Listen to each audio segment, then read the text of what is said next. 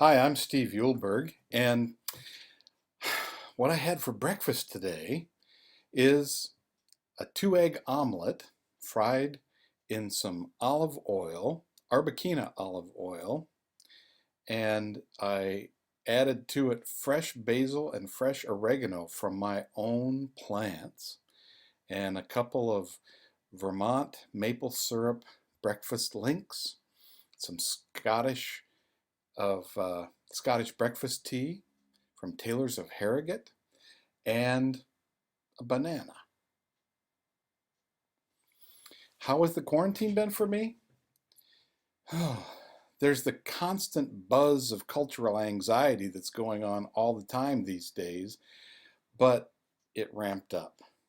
And um, my brain has been affected, and my work has been affected, obviously. I was on tour and had to come home a day early in order to get home before our stay-at-home order actually took effect. And I was down in New Orleans, which ended up being a place that had a lot of cases right after I got there. So quarantining at home when I came home was an important thing, a hard thing. I'd been away, and then my honey and I had to quarantine from each other so that if I was infected, I wouldn't infect her. Um, a light thing, but something that affects our life no matter. But the other thing that happened is I felt all of a sudden connected to a lot of people because we were all going through the same thing at the same time. We often have these kinds of challenges in our lives, but now we all know we are. And like somebody said, when there's a disaster, sometimes you phone someone that lives in that town who you may be affected. And this was more like picking up my contact list in my personal phone book and calling everyone to see how everyone was. So I think that bit of connection has been a positive thing. How long have I been performing? I really can't remember when I didn't. I remember doing something for one of my mom's clubs when I was just a little boy. I had to stand on a chair to get dressed, wearing a green costume, holding a space rocket that was something about Mars. I don't remember what the song was, but I sang something. Elementary, church, high school, college.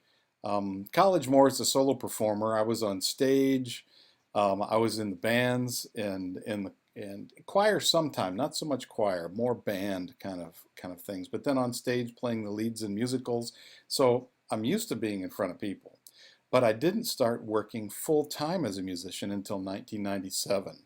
Before that, I'd been a pastor in a church that was composed of multicultural people, and it turned out that music was our organizing tool, so I was using it all the time there too. But when I became a full-time dad is when I also became a full-time musician. And my wife and I balanced schedules so that I would put the kids to bed and then go out and play an open mic or a gig and be available for the children and be available for my family. But since then, it's been the life of a full-time musician with all the things that that involves. And been studying at the school of a lot of performers I really like to figure out what are they doing to have the concert experience be an enjoyable and meaningful one for the listeners. Oh, what inspires my music?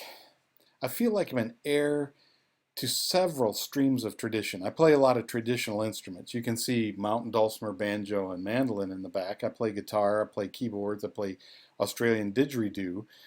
I play hammered dulcimer as well. I play a dulcibro, which is a slide dulcimer hybrid dobro instrument.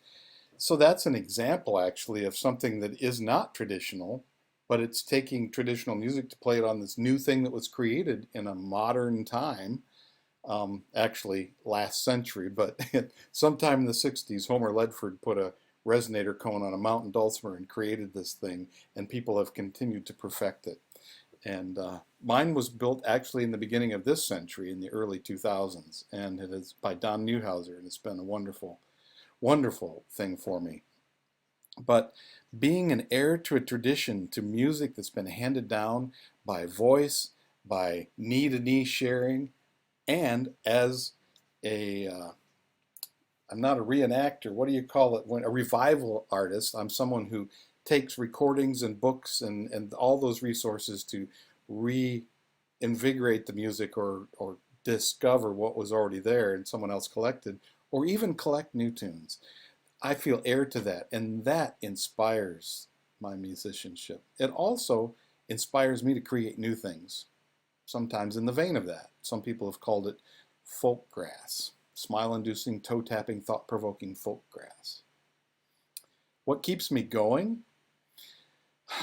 Well, for 5 years now, my patrons on Patreon have been supporting me with the goal of making sure I create every day. When I get up, I think, what am I going to create today?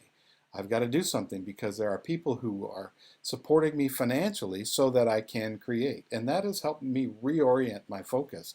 That's been a huge support. But in this particular time, as I do a lot of preschool music, and I haven't been able to do that in the ways that I normally do. So I visit them on Zoom. I provide twice a week half-hour singing times for the families that I'm connected with. And being able to be present with them has been an amazing kind of support and a window for them to see each other, the families that they miss and can't get together with. So in that Brady Bunch window in Zoom, they're all waving and saying hi to each other, and we're singing and making music and dancing and and just, you know, taking the taking the dung of the world, turning it into fertilizer that gives us hope. That's what we're doing. Oh, people ask this question a lot. How is performing on a live stream different than being live?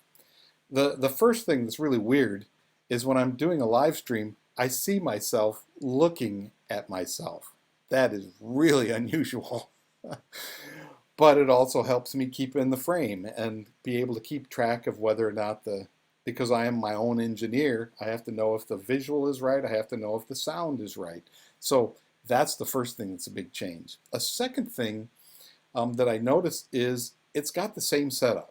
I've got to do the sound setup. I've got to do the lighting setup. I've got to have all the instruments in tune. I've got to plan the set. I've got to organize and publicize and all those kind of things. Those things didn't change. But you know what did change? I don't have to load it out of the house into the car. I just have to move it around in my studio and put it in the closet and all those kinds of things. There's no schlepping to the car to get ready for the, well, there's no packing in my studio to schlep to the car to get ready for the gig, to drive to the gig, to unpack the car, to unpack the instruments and set up, and then to pack it back up, and then pack it into the car and come home and pack it out of the car into the house.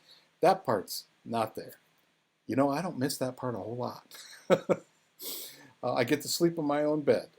Those things I really enjoy. The difference of a live stream in the way that I've been doing them is when I'm performing in a public place, there are chances for people to happen by and discover they love music they didn't know they loved. When it's a planned, scheduled, ticketed event, it's not the same. So maybe I don't run into those people in the same way. But on the other hand, I have people that don't live anywhere near my time zone who've been able to connect with live performances. So there's a lot of both ands in this new world. And what drew me to online concert thing? Well, I was missing concert window. I made good use of that with almost monthly performances for the years that was working and the years it was working well. There began to be some issues with the platform that didn't quite do everything that it used to do, and some things were not as reliable, so it was maybe time for it to go. But I was still sad to see it go because it was a way to connect with a lot of people and built up a fan base on Concert Window who would know when something was coming up.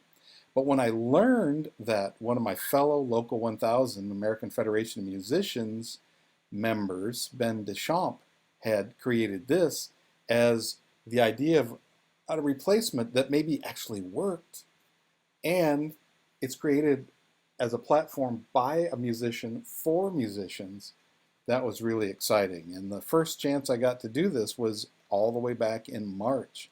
And the outpouring of attention, the people who came to the concert and their generosity in supporting the artist, being able to help this platform be available for the virtual dulcimer festivals that I'm a part of, and continuing to perform here as an artist has been something that just I was drawn in by having the avenue and the way to do this.